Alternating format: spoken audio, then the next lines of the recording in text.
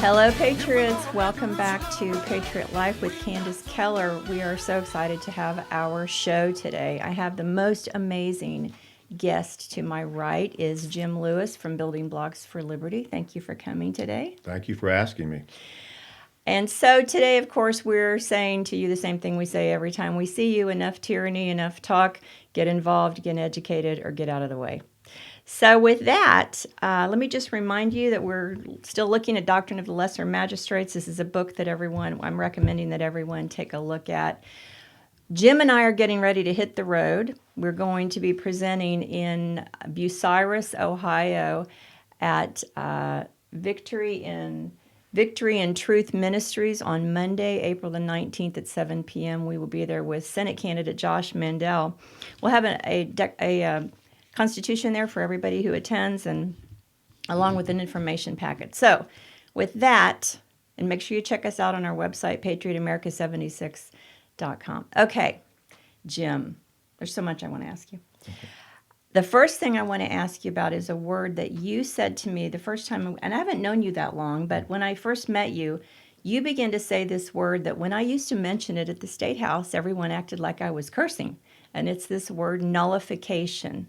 So I want you to tell everyone, what is nullification and why does it matter right now? Nullification is the remedy the founders gave to us to use to curb the federal government's overreach. They said that when the federal government passes laws that go outside of the Constitution, that the state legislatures should use nullification as the way to stop it. Nullification simply means we're not going to enforce this law. That's all it is. It's not saying the law is not good. It just says we're not going to enforce it within our state. And the federal government cannot make the states enforce any law. Okay, so null means no. Right. So, for instance, right now we're talking about the Equality Act, which is a dreadful bill that passed through the U.S. House. A terrible religious persecution law, in my opinion. Mm-hmm. And when I first met you, we were at an event, and there was a state representative there that stood up and said to us that this was passing the U.S. House and that it was going to be a terrible thing for Ohio. And I knew who you were, but I had not met you, and I looked over at you, and I saw you shake your head no. And then I think you stood up and said, all Ohio has to do is just say, no, we're not doing that here. That's correct. And that is done through the legislature, right, by a bill? They would pass a bill or a resolution, either one. Saying we're not doing that here. We are not going to enforce the Equality Act in the state of Ohio. Okay. H.R. 1, the voting rights, we're not going to enforce H.R. 1 in the state of Ohio. Mm-hmm. And then we just don't enforce it. The federal government doesn't have the manpower to come into each state and enforce their laws all over the state. Okay, so right now a big topic of conversation is gun regulation, gun registry, a lot of Second Amendment hits that everybody's bracing themselves for at the federal level. So if the feds, if the U.S. House and the U.S. Senate and Biden decide they're going to restrict our Second Amendment rights, we can do the same thing, whatever number it is, whatever bill it is, we can say, nah, not doing that in Ohio. Exactly, because number one, the federal government doesn't have the ability, per the Constitution, to regulate firearms.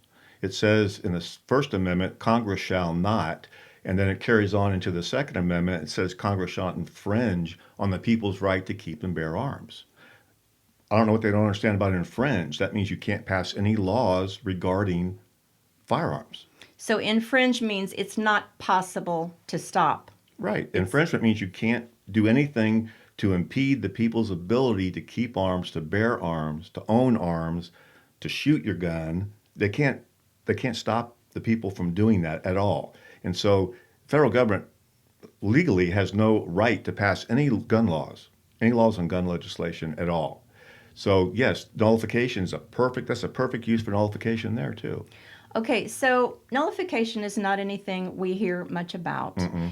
When did we start to just punt to the feds and the state take their hands off of stuff and say, we're just following what the U.S. House is telling us to do? When did we stop ruling over ourselves? Back in 1925, there was a court case, Gitlow v. the People, and in that case, the Supreme Court came down and said that under the 14th Amendment, the states cannot violate any of the civil rights of its people. Therefore, the First Amendment, which holds the 5 civil rights of the people, is now incorporated under the 14th Amendment. It falls under the Constitution. Therefore, since it arises under the Constitution, the Supreme Court, the federal courts have the ability to rule on those subjects. At that point, the states should have rose up and said no, but they didn't. They rolled over. And ever since then, the courts have been the policemen of the states. Okay. Wow, that's tragic. Very Because tragic. the judiciary simply interprets the law. They don't legislate from the bench. Nope. Article 1, Section 1, Clause 1. That is my mantra. And when I teach the Constitution to my high school kids and in my classes, that's the mantra.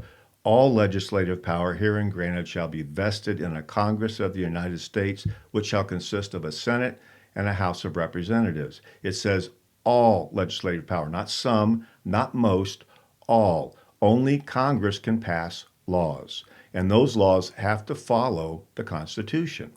Okay. So, in your opinion, I've never asked you this. The Ohio Constitution versus the U.S. Constitution, which has more power over our lives here in Ohio?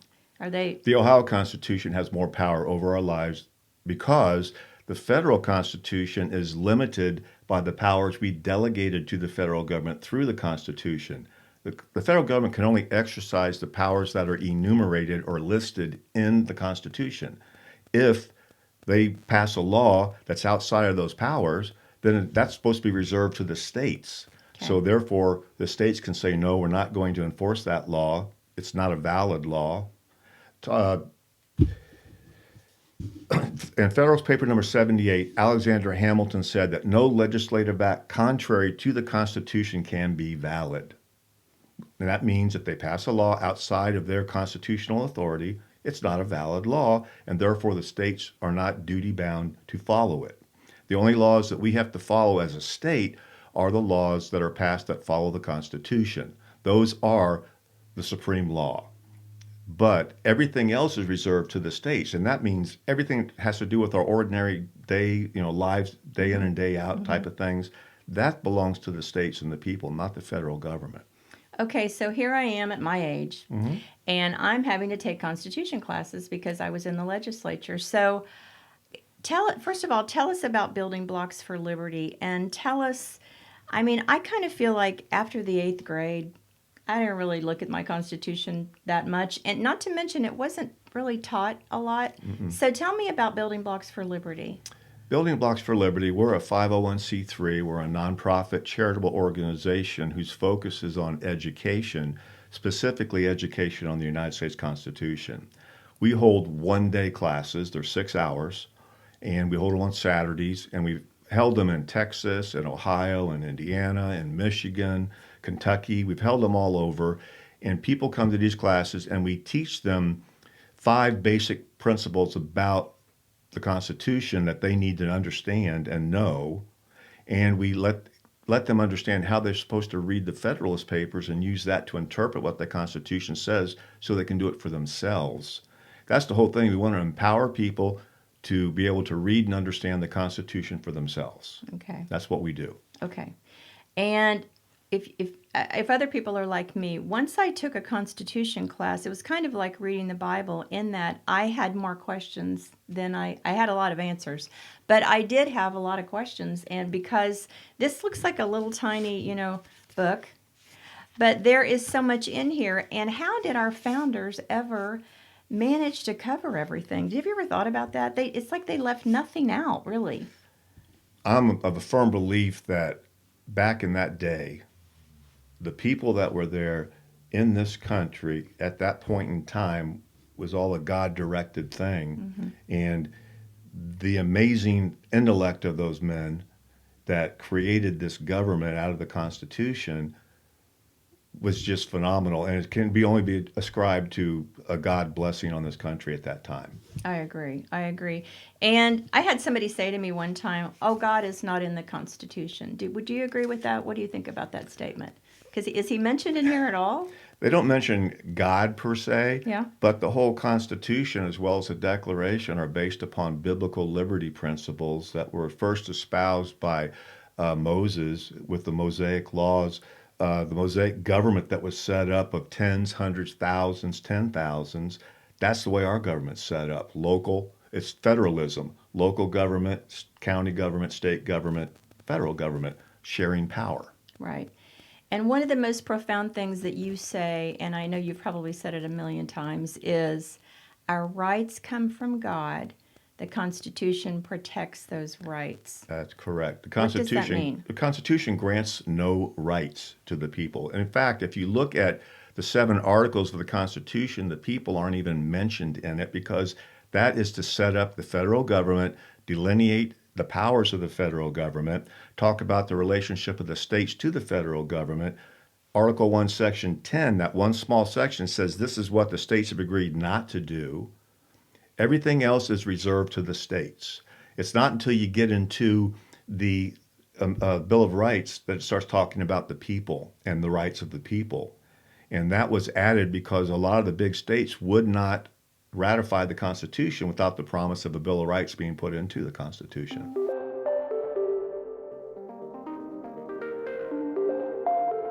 So one of the most disappointing things that happened in the last election was we realized that the courts really was not going to make that decision, nor did they have the power to do so, to my understanding. Correct. The vice president didn't. That's correct. And so that only leaves us with the legislature. So what, of all the legislatures in this country, especially those 7 contested states, they're all comatose or something. None of them have acted, and here we are a year later, and they still have not acted against these controlling governors. So can you talk about the legislature for a minute? The state legislatures have got total power over the electors in a presidential election.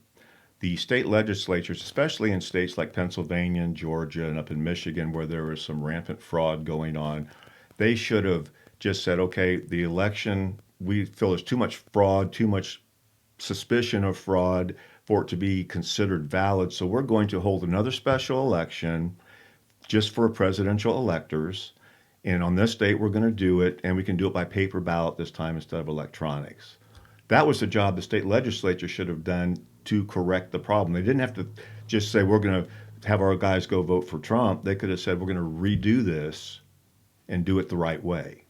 So each state has one elector? Each state, no, the electors are the number of congressmen and senators for each state. So it's like our electoral college, right? Right, it's the so electoral in Ohio, college. there were 16, I Right. believe.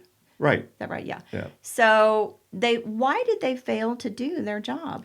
I would say probably the majority of the state legislators, both the House reps and the Senate, upwards of 80%, probably more, don't even know what their job is when it comes to the presidential election. They think the people vote for the president. The people don't vote for the president. You vote for electors. That's right. That's right. The slate of electors that have been standing for Trump or standing for Biden. That's who you're voting for, not direct. You don't vote directly for the president. Right. I mean, that didn't start until 1828. Right. Up until then, electors chosen by state legislatures elected the president, not the people. Interesting. Well, thank you all for joining us today. We will be back with another episode. I'm coming back with Jim at another time, and we're going to be talking to you about face masks. That's right. It's the dream that never goes away. Thanks so much for joining us, Patriots. See you next time.